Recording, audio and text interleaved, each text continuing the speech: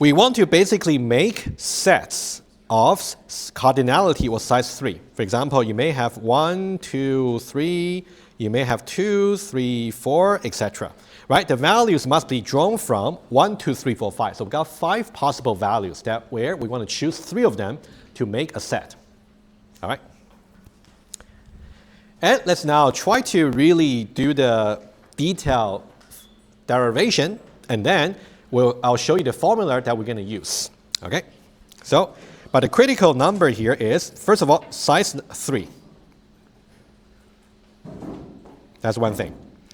And also the values 1, 2, 3, 4, 5. So we got 5 values in total, right?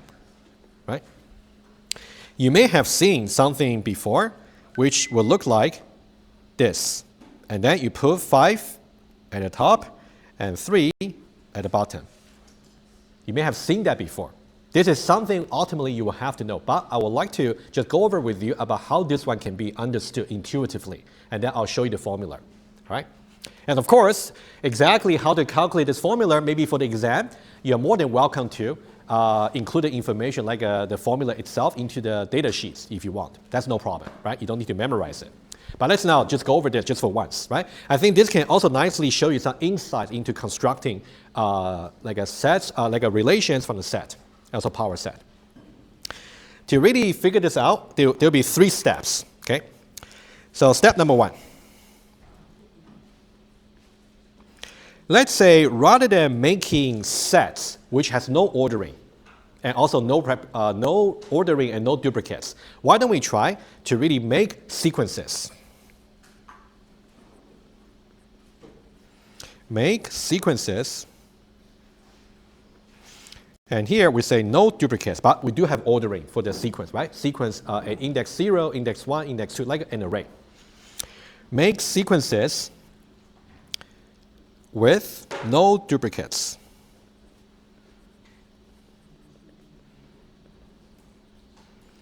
Of size 3.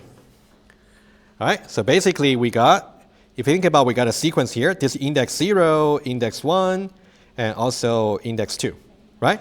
So now we want to make sure each value will be drawn from either 1 or 2 or 3 or 4 or 5. We want to make a sequence. And the sequence over here, there should be no duplicates, but all the order should be considered. For example, you may have 1, 2, 3. You may also have 2, 1, 3.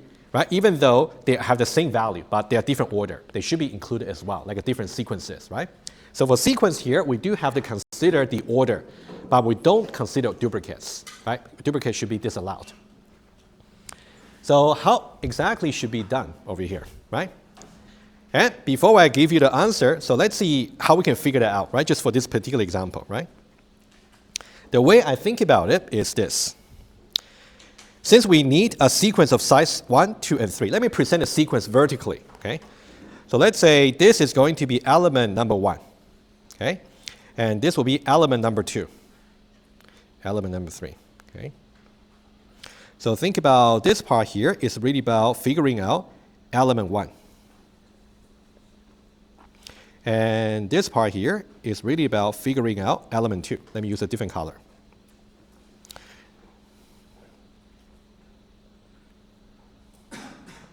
And this part here is about figuring out the 3rd element. All right, let's say like that. What can appear in element 1? 1 or 2 or 3 or 4 or 5, right? Every one of them, right? So I'm going to draw something like a tree, okay? So think about element 1 here can be either 1 or 2 or 3 or 4 or 5. We've got 5 possibilities, right? So you can think about there are 5 possibilities for the element 1. All right? And now, how about element 2? Given that I'm here, how many choices do I have for the second element? Do I have 5? 4, because no duplicate, right? That's something I want to show you visually, right? So that one there is going to be, because it's 1, so 1 cannot be included anymore. So it's going to be 2, 3, and then 4, and then 5, etc. Right? So that should be 4 here. And finally, you know the pattern here. And for that one there, given that I'm here, after 1 and 2 are chosen, I can only choose the remaining one. So 3, 4, and 5, right? So I got 3, 4, and 5. So 5, 4, 3. All right. So this is really to really figure out how many permutations we have to draw from that particular set of values and make sure we cover everything. Okay. And this will be the answer first of all. Okay. To really figure out how many sequences. This number here will be something we want to reuse later. Okay. I'll just put it here. This will be the number of sequences. Okay, and of course, should be step number 1.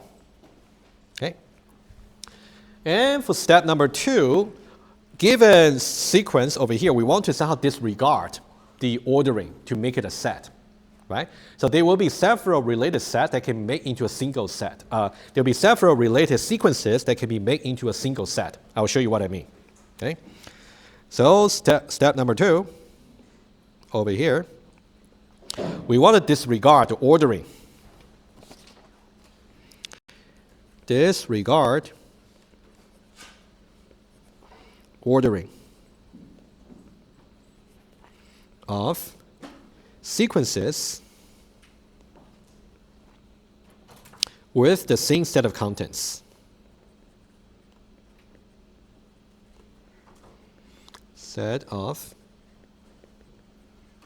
contents. All right, so this will be the second step that we're going to look at. Right? This will be step number 2 right here. So that's step number 1. Okay. For step number 2, I'll give you one example here. Let's say, for example, for, let's say a particular set, let's say 1, 3, and 5.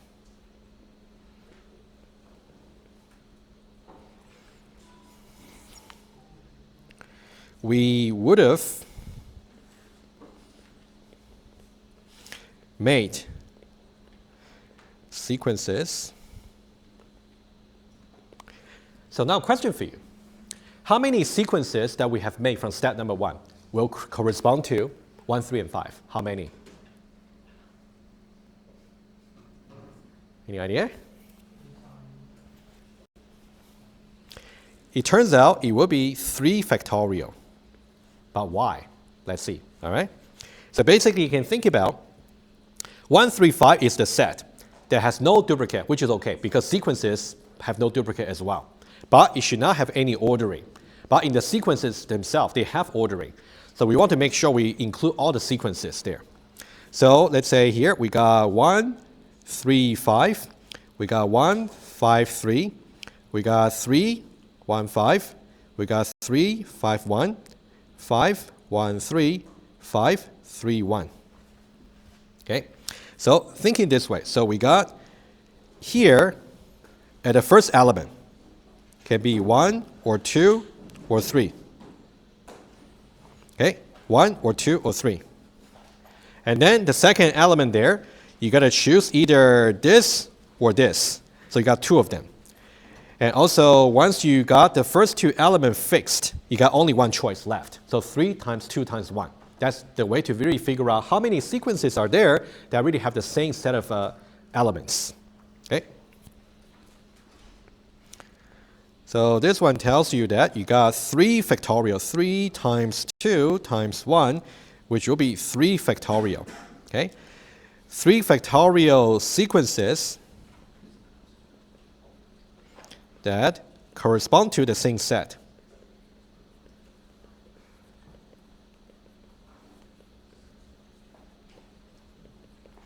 Right, step number 1 and 2, we should combine them together to figure out exactly how many sets in total. Right? So final step, step number 3. So step number 3. What we need to do is we're going to do some division. So we start with the division here. The numerator will be what we got from step number 1. We got 5 times 4 times 3. This is about how many sequences we can make, right? This part here is just about the number of sequences of size 3. The number of sequences of size 3. And we want to make sure the ordering is disregarded so that we make a set. And we know that for every 6 of them, they really correspond to the same set. So we can divide. So we can, every 6 of them should be counted as one set, basically, right? So this is going to be divided by 3 factorial, all right? And this one here is really about this regarding the ordering. So this is the final answer, okay? Of course, you can do the calculation, but I want to show you this raw form without any further simplification. And this number here is a very concrete example, of course. But when I show you the actual formula right here, you will see the direct correspondence, right? But I thought I might just want to introduce this example first. So when you see the actual formula, it makes more sense. Right? Any question here? All good? Okay. So let's now see the formula, right? I'm just building up because we need this kind of formula for figuring out the power set. Okay, one more. So this is the formula. N, I. Right? I think one way to pronounce it would be N choose I. All right, N choose I. And typically, N should be larger than I, larger than or equal to I, typically. And then N should be larger than or equal to I. And so I should be larger than or equal to 0. Okay? And for your information, we actually got things like N choose N will be equal to N choose 0. Both of them will just be 1. So if I want to make a set, how many sets can I make out of n element and the set is of size n? There's only one possibility, just all the numbers itself. How many ways to make an empty set? Only one way, just choose nothing, right? So both of them will be just 1, right? This is like a special edge cases, but we should know them too, right? This is also relevant when we calculate power set. All right, let's now put the interpretation. So out of n given elements,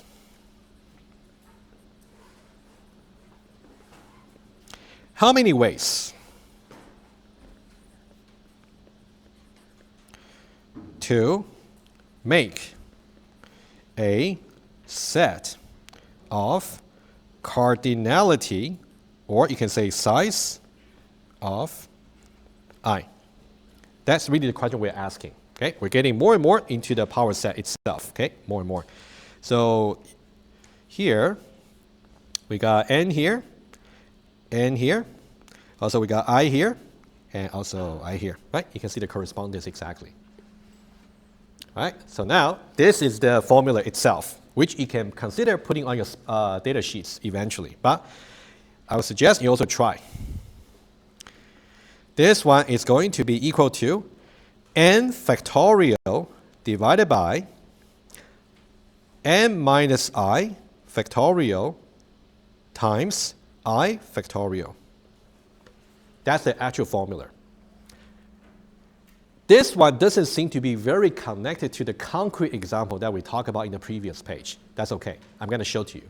If you try to simplify this a little bit, you will see the exact correspondence. Okay?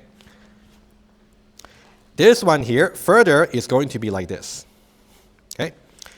This is going to be something like, I want to somehow see what would be the simplification after evaluating this division.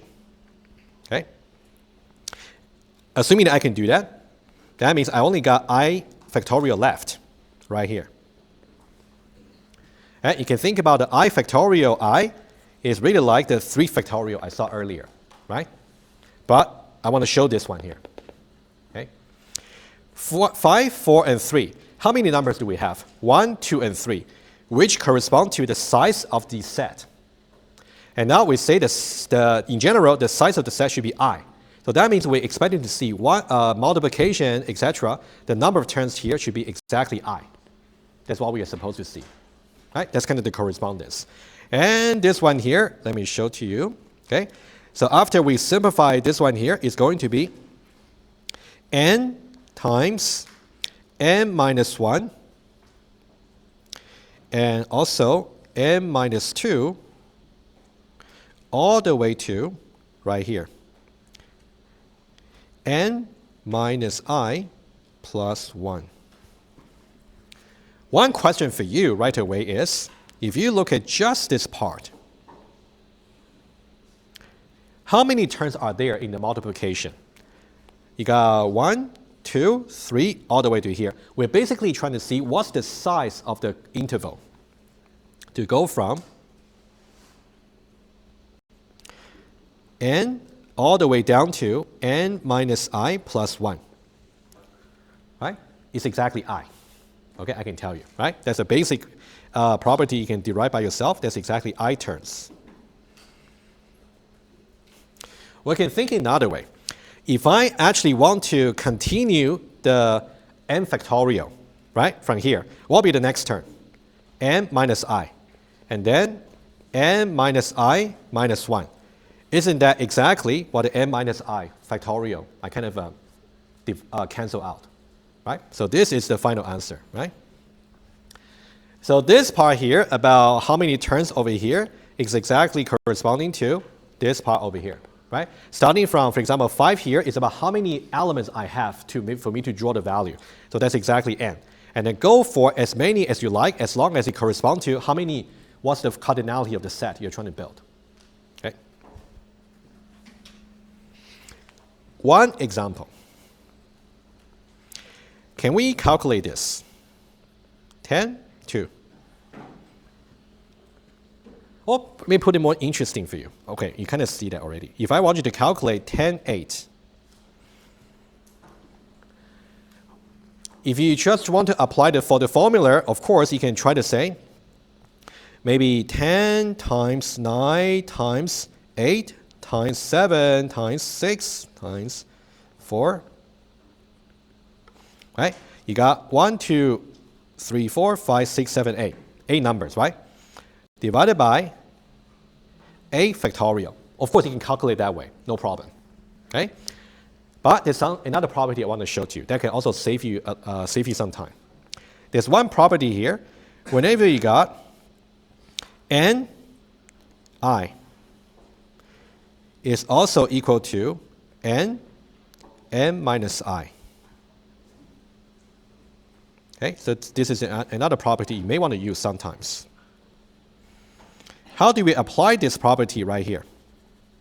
Okay, so this one here, I can say this one here will be just the same as 10 choose 10 minus 8, which will be 2.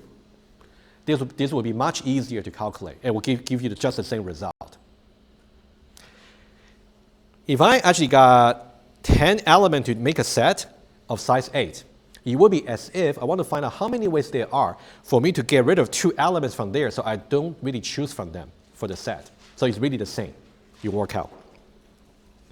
So this will be just equal to 10 times 9, so I got exactly 2 terms, divided by 2 factorial. And you can do the math. Okay? They will end up to be the same.